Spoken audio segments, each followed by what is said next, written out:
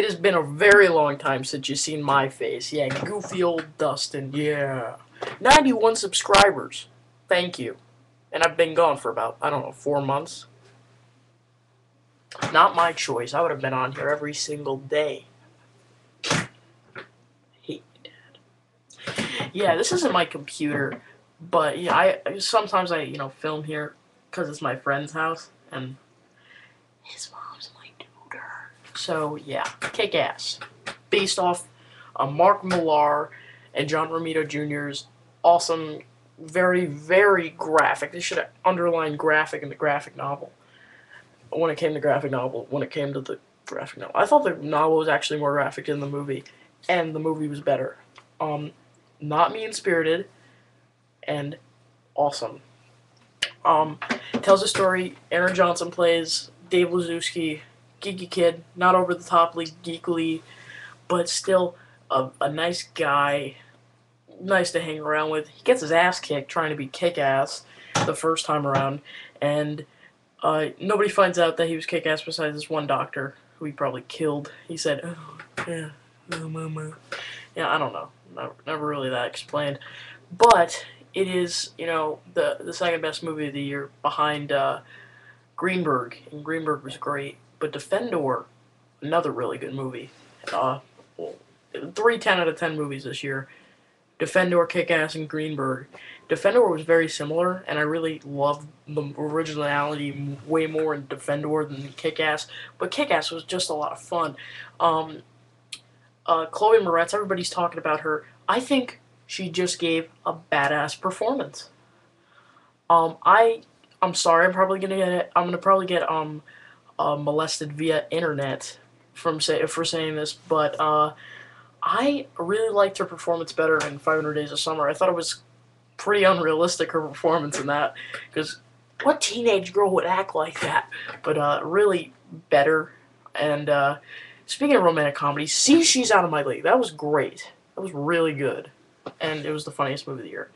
Better than Hot Tub Time Machine, better than Date Night, which I both really enjoyed equally. Maybe Date Night a little more. But back to the subject. Chloe Moretz, badass performance. Ezra's reviews, no disrespect to him, and I really respect his reviews, but not really an Oscar-worthy performance. I mean, should she be nominated? I wouldn't be mad if she did. I would be mad if she won, because it doesn't really make sense, because her performance wasn't all that great. She just played a little girl who has personality issues. But speaking of Hit Girl, Big Daddy, Nicolas Cage is back, and he's staying. Oh, he dies in this. Oh, spoiler! Oh! And another thing that's pissing me off about it is that this movie is not. It was only 1 week in the box office in the top 5. It's gone. What the hell? I mean, well, 2 weeks in the top 5. That's lame. It's made over 46 million. It should make about. I think it should have made as much money as How to Train Your piece of shit movie. That movie sucked. How to Train Your Dragon. I'm surprised that made a lot of money, because that movie sucked. Well, anyway, yeah, Nicolas Cage, best performance since Connor. I never saw Adaptation and Matchstick Men or The Weatherman, which I want to see. But I really love Con Air, and he was great in that. Put the bunny back in the box. Why couldn't you just put the bunny back in the box? And at the end, the little girl was such a bitch. Well, anyway, the ending was great in this movie.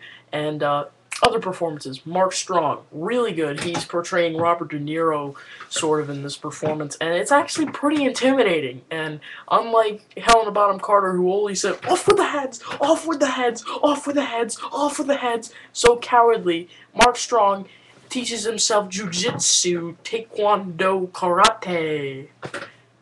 And it's like, yeah, this guy's awesome. Even though he's the villain. But Christopher Mintz-Plasse, if you're going into this movie just because of him, and you just want to see comedy from him, you're not going to get comedy like all that much. I mean, you get some comedy, but more dramatic from him, which I'm really happy to see, because he was great in this movie. He really was. You know, his character didn't really get a lot adapted, and you know, I found his character to be better in the movie than in the book, and you know, and same with Kick-Ass, because I thought Kick-Ass's character in the book was like a little more cowardly than Dave in the movie, because I think Dave was awesome, Aaron Johnson was great, Christopher Mintz-Plasse really one of the best performances of the year. And so same thing with Nicolas Cage.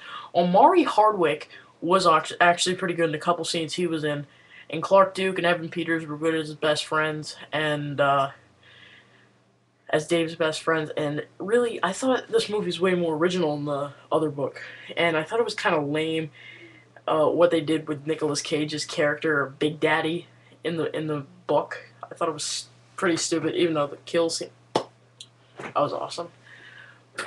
But I thought the movie was better. You know, I usually like the books better, but you know, movies like Charlie and the Chocolate Factory and Alice in Wonderland and this movie and any other movie, Shrek, I mean, they're better than the books. I mean, really, How to Train Your Dragon wasn't. Bridge of Terabithia was better than the book, too. But this movie's a 10 out of 10. You know, it's kind of predictable, but not that much. The book was pretty predictable. You knew it was kind of gonna happen to it, but in this, it was pretty much saying, "This is what's gonna happen. You better deal with it." But it wasn't really that predictable. And really, I loved how this movie was so original. I said it again. I thought it was awesomely original. And yes, 10 out of 10. Definitely see this. And you know, the next review is going to be Iron Man 2. I love the first Iron Man. I gotta rewatch it. I haven't watched it since I got it on DVD like 2 years ago. Yeah, so I gotta rewatch Iron Man. But Iron Man 2, expect a review for that soon, and I'm seeing that. Yes, and I hope you enjoyed my video I uploaded yesterday. Top 20 most anticipated movies this summer. So I didn't get my laptop back. I went to the library, and yeah, I went to the library and I used their computers, and that's all I could do. They don't have a webcam. I could have brought my webcam. Actually, I couldn't because it's my laptop case. Oh, I hate my dad. But anyway, another thing. Subscribe to the Movie Review Kid 123. Subscribe to this other kid, Thomas 481995. I think that's his name. He's really cool, and I think we're gonna start a collab channel soon, and that's gonna be freaking beast for summer. Actually, we're gonna have like a summer movie season contest, and it's gonna be, I'm gonna win, of course. But he's already ahead of the game since he saw Iron Man. How does everybody get to see Iron Man? I mean, it's already leaked online. I already know that, but I don't know. I'm not gonna cheat with Iron Man 2. I'm not, because I want to see it in theaters. I have a whole package of snowballs that I want to eat at the theater. I'm not a fatty! I like snowballs better than Twinkies, so shut up. Really. Iron Man 2. Looking forward to it. And, you know, Blake, I'm sorry, man, but there's 11 other movies that I want to see more than Iron Man 2. But I'm probably gonna... But of course I'm gonna see Iron Man 2 in the theaters. I mean, it's Iron Man. And it's awesome. But the only caution I have for Iron Man 2 is Mickey Rourke. He does not look he doesn't even look alright in it. He doesn't even look decent. He just looks like a guy that's just being in a pissy attitude, trying to be a dick to Tony Stark. Oh, he's not the only one who can make these things. Well, I'm looking forward to Iron Man 2, so expect a review for that soon. And I'm okay. I'm just okay. But Kick-Ass, 10 out of 10. Check it out. Cool. This is Mr. Google kicking ass.